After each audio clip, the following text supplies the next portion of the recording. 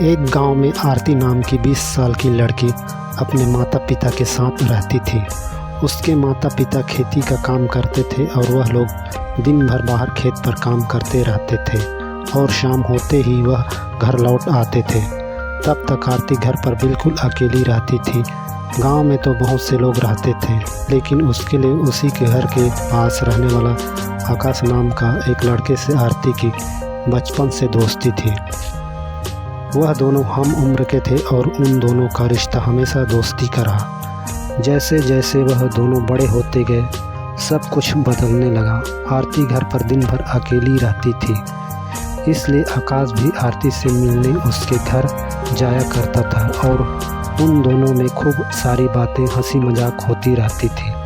आकाश जिस दिन आरती से नहीं मिलता, उस दिन आरती का दिन नहीं कटता और आकाश के बिना उसे पूरा दिन सूना सूना लगता। आरती जब अकेली रहती तो वह अपने समय गुजारने के लिए अपने घर के गली में बैठकर आकाश को देखने की कोशिश करती।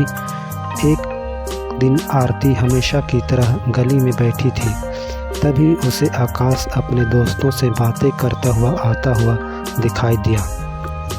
आकाश की नज़र जब आरती पर पड़ी तो वह आंखों ही आंखों में आकाश को अपने घर पर आने का इशारा किया।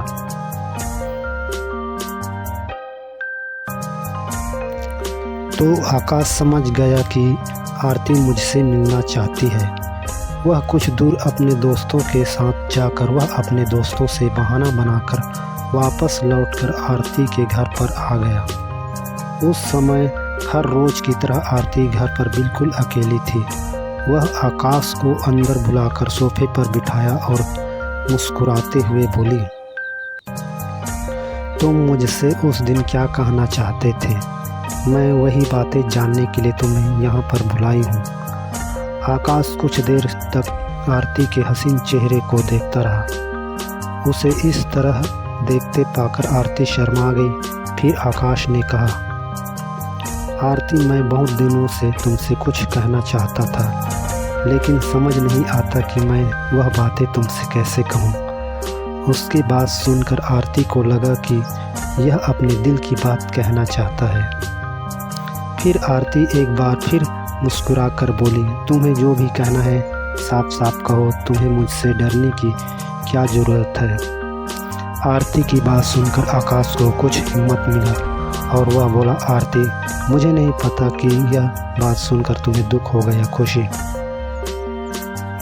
मैं बहुत सालों से तुम्हारे लिए अपने दिल में अपनापन सा महसूस करता हूँ।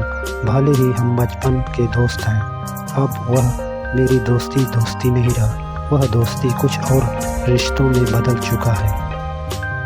अब तुम्हें देखते ही मेरे दिल की धड़कन ज़ोरों से धड़कने लगता है। मेरा मन हर पल तुम्हें ही देखने को करता है। मुझे तुमसे प्यार हो गया है। आरती, क्या तुम भी मुझसे प्यार करती हो? मुझे तुम्हारा जवाब चाहिए। इतना कहकर आकाश चुप हो गया और आरती के जवाब का इंतज़ार करने लगा। आरती आकाश की बात सुनकर खुशी से झूम उठी थी, पर वह अपनी खुशी आकाश को जाहिर होने नहीं दिया और वह खुशी से धीरे से बोली, हाँ आकाश, मैं भी तुमसे बहुत प्यार करती हूँ। तभी तो मैं तुमसे हर वक्त मिलना चाहती रहती थी।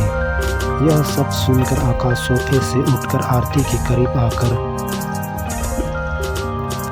उसे अपने सीने से लगाकर प्यार करना चाहा, तो आरती उसे अपने सीने से अलग करते हुए बोली, आज नहीं आकाश, फिर कभी कोई आ गया तो।